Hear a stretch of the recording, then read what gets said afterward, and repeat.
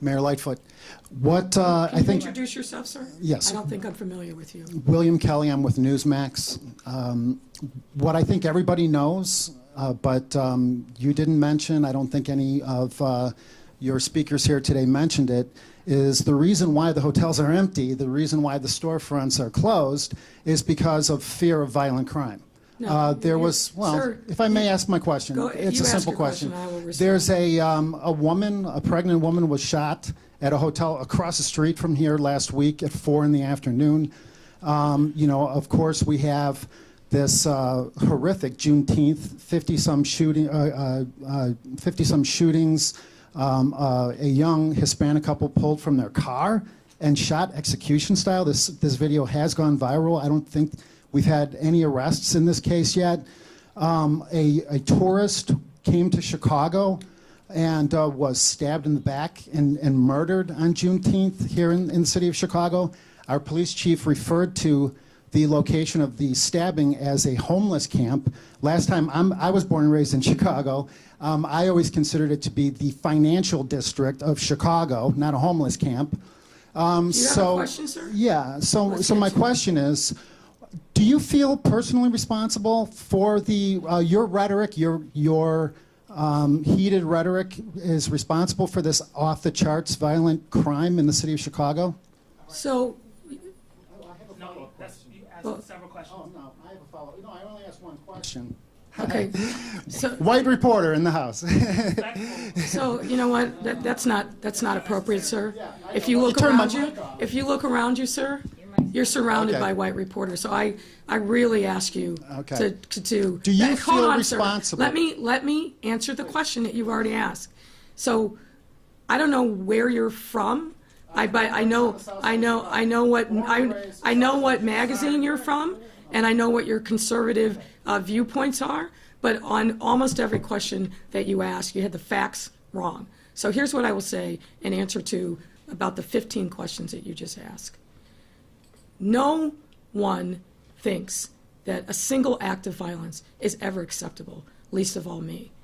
The hotels are where they are here in Chicago, as they are across the country, because of economic shutdown related to COVID-19. So that the premise of your very first question is fundamentally flawed and wrong. And you can have your opinion on it, but I got the facts. And what we're here to celebrate is the reopening of our city, the great enthusiasm that our residents and our tourists have. If you look at the actual facts, sir, what you're going to find is that on our weekends, when people are engaging in leisure travel, our hotels are seeing unprecedented levels of occupancy, in some instances higher than pre-pandemic. I think that speaks to the nature of our city and the value that people place in being here in the city.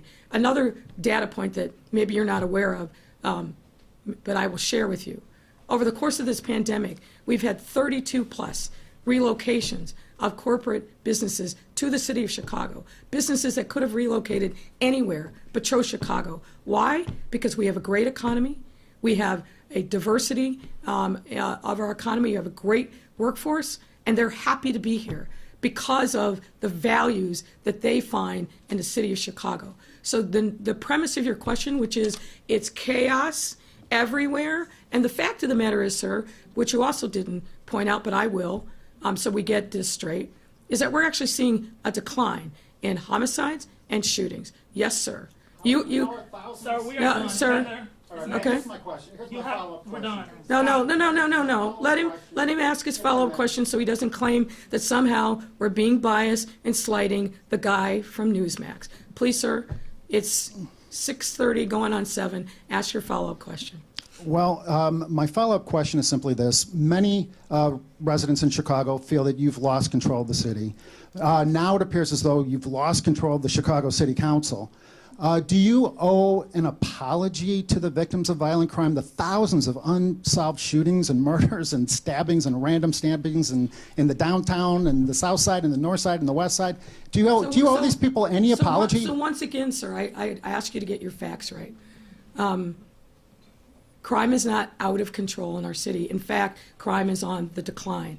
All of our major indices showed a decline in crime, and our homicides and our shootings year over year are down. That's a fact, sir. And you, sir, I was polite and allowed you to spew your rhetoric, which is offensive to me and others, but I'm trying to be polite and professional and answer your question. But if you want to write your own narrative and irrelevant to what I'm going to say and what the facts are, then we'll just move on to the next reporter. Heather Sharon.